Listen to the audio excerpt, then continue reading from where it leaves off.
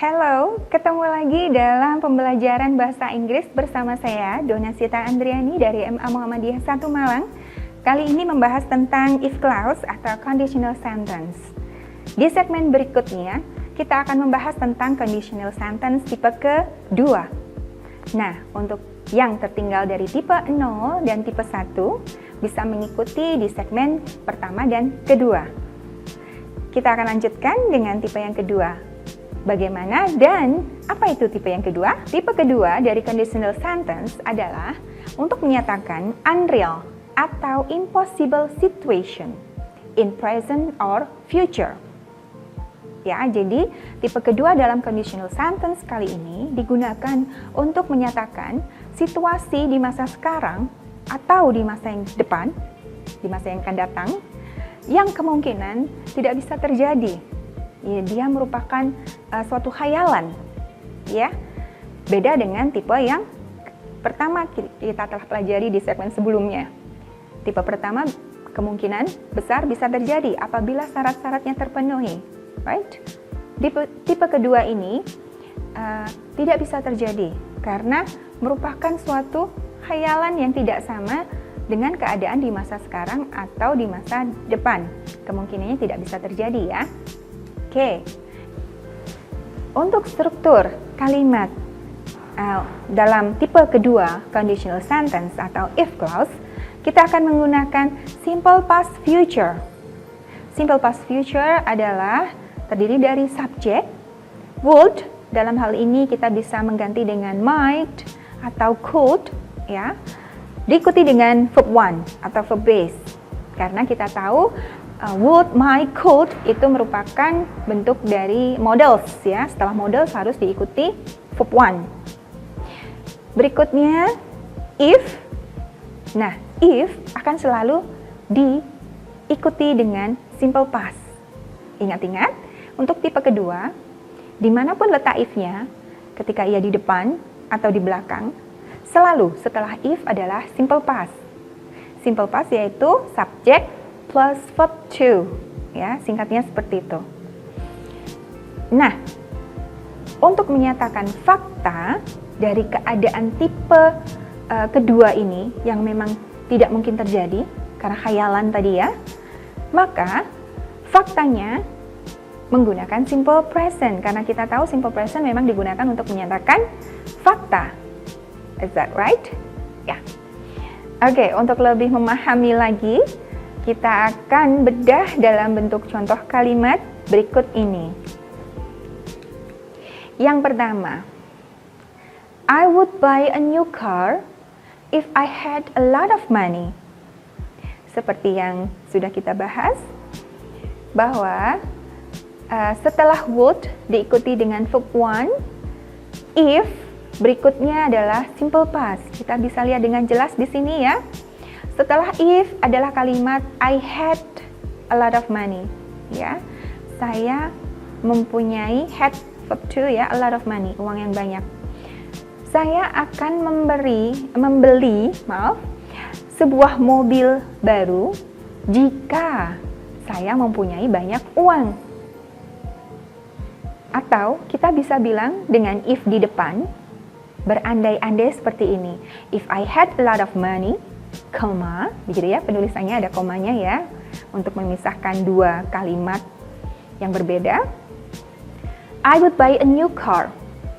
Jika saya punya uang banyak, saya akan beli sebuah mobil baru. Nah, dari kalimat pengandaian tipe 2 ini sudah jelas sekali. Dia berandai-andai punya uang banyak, sehingga dia bisa membeli sebuah mobil baru. Pada kenyataannya bagaimana? Iya, dia tidak bisa beli mobil baru karena dia tidak punya banyak uang.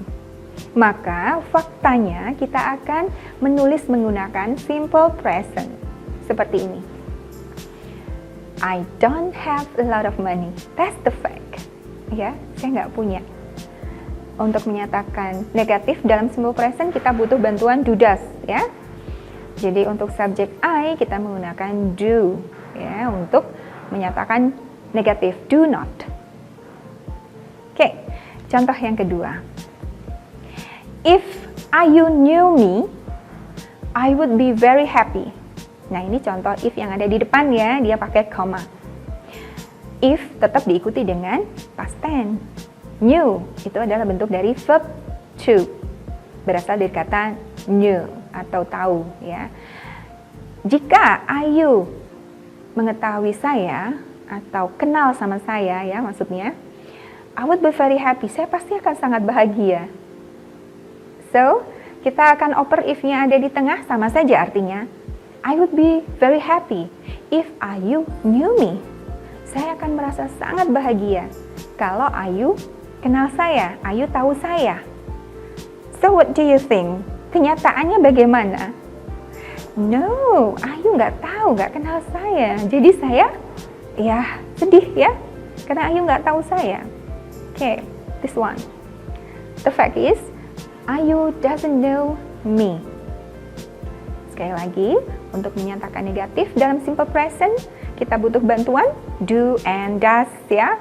Untuk subjek tunggal Ayu, kita harus memakai does. So, doesn't know me. Nah, dari dua contoh ini sudah cukup jelas sekali, tapi saya akan beri satu lagi contoh ya, supaya kalian bisa lebih lancar lagi untuk memakai tipe kedua conditional sentence. Seperti ini. If I had a car, I would drive very often. Jika saya mempunyai sebuah mobil, saya akan berkendara lebih sering, ya, sangat sering. Seperti contoh sebelumnya, maka kita bisa juga meletakkan if berada di tengah kalimat. Seperti ini. I would drive very often if I had a car. Maknanya sama saja. Saya mungkin bisa mengendarai mobil sering ya, jika seandainya kalau saya punya mobil. Nah, kalimat seperti ini merupakan kalimat hayalan, sehingga faktanya kita ungkapkan dengan simple present menjadi seperti ini. Yes, the fact is, I don't have a car. Dia hanya berandai-andai. Dia menggunakan if I had, ya, if I had. Oke, ini adalah contoh terakhir dari tipe kedua. Ada beberapa catatan dari tipe kedua yang perlu kalian beri garis merah dan penting sekali. Oke, let's check it out guys. Untuk kalimat pengandian tipe kedua, dalam kalimat yang bertuliskan simple past dengan bentuk nominal, maka kita tahu bahwa nominal itu ada was dan were. Untuk subjek tunggal kita harus menggunakan was, untuk subjek jamak kita menggunakan were. Pada kasus tipe kedua, bentuk nominal, semua subjek, baik itu tunggal maupun jamak, akan memakai were. Ya, untuk semua pronouns. Seperti ini, kita tahu tadi tensesnya simple past future, if diikuti simple past. Nah, ketika simple past-nya bukan subjek dan verb, ya, tapi dia menggunakan nominal, subjek dan was were seharusnya ya. Tapi dalam tipe kedua hanya memakai subjek were dan diikuti dengan kata selain verb. Oke, seperti ini. Ketika dia menggunakan subjek I, sudah barang tentu memakai I were. You juga if you were. If they menggunakan if they were, ya, karena memang they merupakan kata sebut untuk jamak ya. Begitu juga dengan we, if we were. Itu suatu yang sudah sering kita buat dalam kalimat simple past tense bentuk nominal. If I were, if you were, if they were, if we were. Nah, kita akan bahas bagaimana kalau dia menggunakan he, she, it. If she, if he, atau if it, maka akan selalu menggunakan were. Oke. Ini barangkali ada yang sudah paham dan ada yang masih baru tahu bahwa dalam tipe kedua untuk kalimat pengandaian yang merupakan hayalan, if he were, ya. Jika dia berandai-andai, seandainya dia bla bla bla. If she were, ya, atau it were. Oke.